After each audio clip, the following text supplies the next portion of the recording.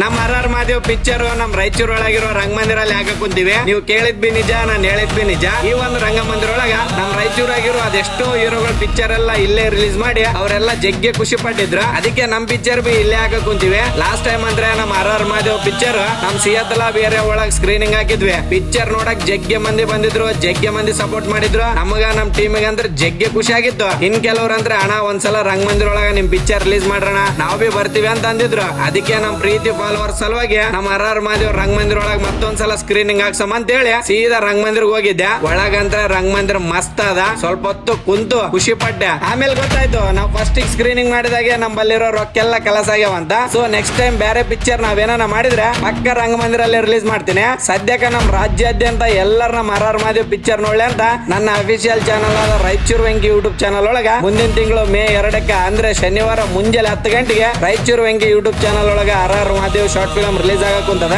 ಎಲ್ಲರೂ ನಮ್ ಪಿಕ್ಚರ್ ನೋಡಿ ಸಪೋರ್ಟ್ ಮಾಡ್ರಿ. ಆದಷ್ಟು ಈ ವಿಡಿಯೋ ಪ್ರತಿಯೊಬ್ಬರಿಗೆ ಶೇರ್ ಮಾಡ್ರಪ್ಪ. ಆರ್ ಮಹಾದೇವ್.